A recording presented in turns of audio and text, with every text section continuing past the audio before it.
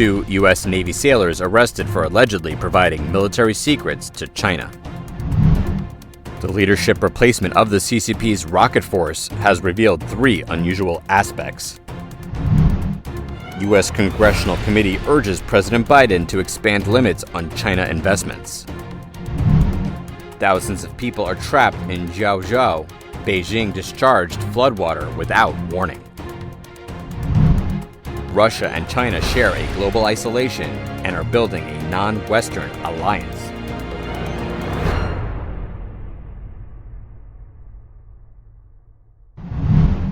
Two members of the United States Navy have been arrested on charges of compromising national security by providing military secrets to China. According to the Department of Justice, the accused Navy service members were involved in separate information-gathering operations while employed by the U.S. Navy. They were identified as Jinqiao Wei and Wenheng Zhao. Assistant Director Suzanne Turner of the FBI's Counterintelligence Division said, "These arrests are a reminder of the relentless, aggressive efforts of the People's Republic of China to undermine our democracy and threaten those who defend it." The PRC compromised enlisted personnel to secure sensitive military information that could seriously jeopardize U.S. national security. Jinqiao Wei served aboard the Essex, an amphibious assault ship based at Naval Base San Diego, home of the Pacific Fleet. He worked as a machinist's mate with access to sensitive national security information. Wei allegedly sent defense and weapons capabilities, as well as vulnerabilities of U.S. warships, to his Chinese handler via encrypted platforms. The court filing revealed that Wei received $5,000 for providing 30 technical and mechanical ship manuals, some of which contained critical technology. The Justice Department states that amphibious assault ships like the USS Essex play a crucial role in the U.S. Navy's amphibious readiness and expeditionary strike capabilities, resembling small aircraft carriers. Wenheng Zhao was allegedly approached by a Chinese intelligence officer, posing as a maritime economic researcher seeking investment information.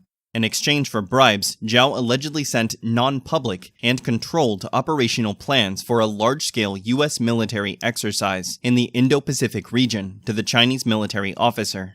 This information detailed the specific location and timing of naval force movements, amphibious landings, maritime operations, and logistics support. Zhao is also accused of taking photos and recording videos on behalf of the intelligence officer, including plans for a large-scale military exercise in the Indo-Pacific region and blueprints for a base in Japan. If convicted, Zhao could face a maximum penalty of 20 years in prison.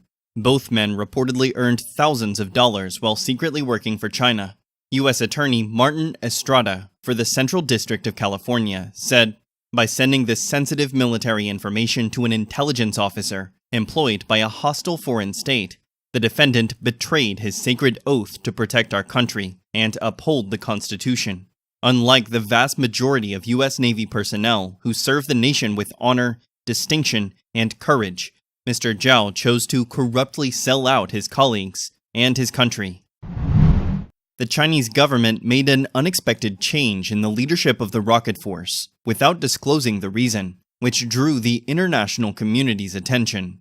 Experts highlighted 3 unusual aspects in the high-level restructuring of the Chinese Communist Party's rocket force. According to reports from China's official media, on July 31st, the Central Military Commission announced the promotions of Wang Haibin and Xu Xisheng to the rank of general, with Wang Haibin becoming the commander of the rocket force, and Xu Xisheng becoming the political commissar of the force.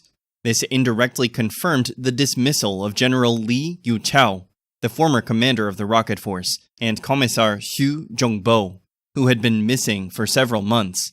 The government has yet to officially release any information regarding Li Yuchao and Xu Zhongbo. Foreign observers noticed that Wang Haibin and Xu Xisheng have never served in the rocket force before, and their backgrounds are from the Navy and Air Force respectively. Wang Haibin was a deputy commander of the Navy and was promoted to lieutenant general on December 12, 2019. Xu Xisheng is a member of the 20th Central Committee and previously held positions as deputy political commissar of the Southern Theater Command and political commissar of the Air Force's Southern Theater Command. Experts believe that these recent moves by Beijing are different from the usual personnel appointments. CNN reported that Neil Thomas, a researcher at the China Policy Institute, revealed 3 unusual aspects of the situation. He said, "It's unusual for Beijing to appoint outsiders to lead the rocket force. It's unusual to simultaneously replace both the commander and political commissar of any force. And it's unusual how previous leaders disappeared for the past several months."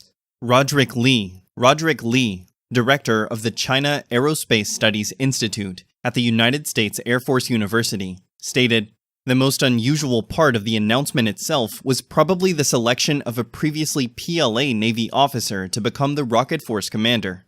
This is extremely odd, but not entirely unheard of.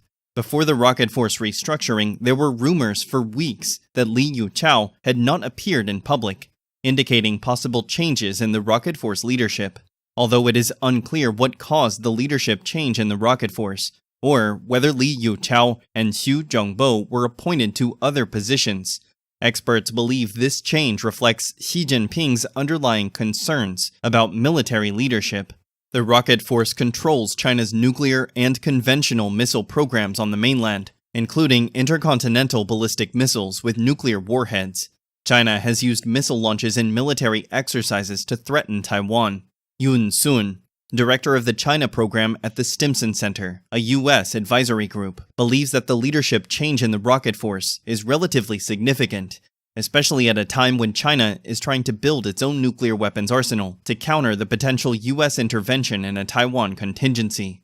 She said that the personnel changes and the reasons behind them raise doubts about the force's ability to carry out this mission successfully. Since coming to power in 2012, Xi Jinping has consolidated his control over the military through military purges. Beijing has not provided a reason for the leadership change in the rocket force, another example of the lack of transparency in the Chinese Communist Party's political system. Not long ago, the Chinese government dismissed Foreign Minister Wang Yi without any explanation. Carl Schuster, a former director of operations at the U.S. Pacific Command's Joint Intelligence Center, said that the top-level restructuring of the rocket force might be part of Xi Jinping's efforts to ensure absolute loyalty at the highest levels of the military. Xi values loyalty more than experience and knowledge. The head of a U.S. Congressional committee, Mike Gallagher, has called on President Joe Biden to broaden forthcoming restrictions on investments in China to include stocks and bonds. Gallagher argues that limiting the restrictions to direct investments from private equity and venture capital groups would not sufficiently address the security threat posed by Beijing. The Financial Times reported that, in 3 letters sent to President Biden, Gallagher emphasized the need for a new executive order from the White House to cover U.S. participation in Chinese public markets, as these represent a significant portion of U.S. capital flows to China. He warned that exempting public market investments from the restrictions would only partially address the national security threat. Gallagher also highlighted that a considerable portion of the estimated $1.3 billion in U.S. investment in China supports the Chinese Communist Party, or CCP's, human rights abuses, as well as entities linked to the People's Liberation Army. The upcoming executive order, expected from President Biden next week, aims to restrict the flow of U.S. capital to groups with connections to China's military. It follows previous efforts to limit Chinese access to U.S. technology in critical sectors, such as semiconductors, artificial intelligence, and quantum computing. Gallagher warned of the risks of American capital continuing to flow to Chinese military companies, stating that it could endanger U.S. military service members and contribute to human rights abuses sanctioned by the CCP. He called on Wall Street to recognize the potential dangers and to emphasize that Americans want to avoid being served such a dangerous cocktail. The forthcoming executive order is part of the Biden administration's efforts to update export controls, announced last October. The delay in implementing the new restrictions has raised concerns among some allies, including Japan, which has been urged to align its measures with Washington. The move comes as the committee accuses top asset management firm BlackRock and index provider MSCI of facilitating investments into blacklisted Chinese companies. A heavy storm on July 31st caused heavy rainfall in 3 regions of China: Beijing, Tianjin, and Hubei.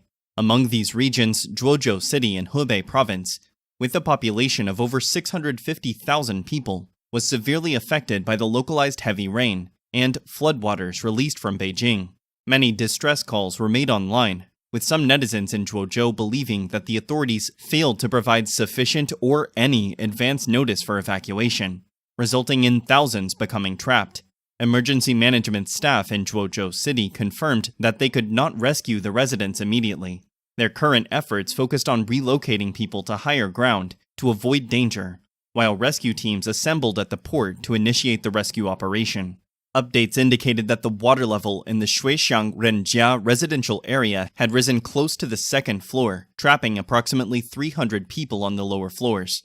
In the Danfuer 1 residential area in Madao Town, Zhuozhou City, there were 65 households, with 158 people urgently needing rescue. In Taiping Zhuang Village, Daoyuan District, people were also trapped. An individual named Liu from the town reported that the first floor was already submerged 2 meters deep, and they sought refuge on the second floor. The village was without water and electricity. Another villager named Wang stated that nearly 200 people were trapped in the town and awaiting rescue. More than 30 police officers sent from Zhuozhou City were also among those trapped. According to a report by Beijing Toutiao, a woman named Liu in Zhuozhou City posted a video revealing that the glass factory in Dama village was flooded, resulting in many people getting trapped. She and her colleagues were stuck on the second floor of a temporary building, holding on to the glass door, waiting for rescue. 24 people had been trapped for nearly 15 hours, with the water level reaching 4 meters deep. They had continuously made distress calls, but no rescue team had arrived yet. Among those trapped were some elderly individuals who were in poor health. Due to the rapid rise of water and the lack of supplies, they were both thirsty and hungry, and hoped for a prompt rescue. On August 1st, there were many appeals for help from Zhuozhou on the Chinese social media platform Weibo.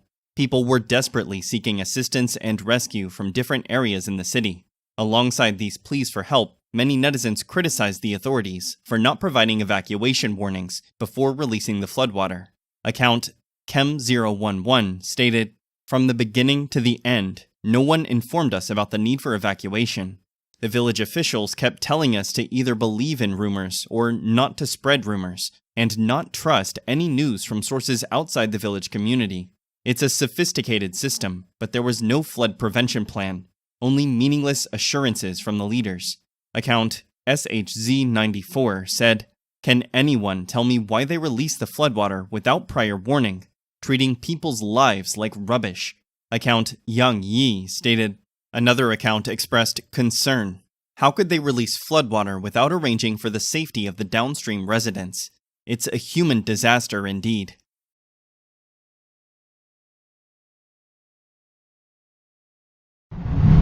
When isolated on the international stage, the Chinese regime and Putin's government have recently increased military cooperation.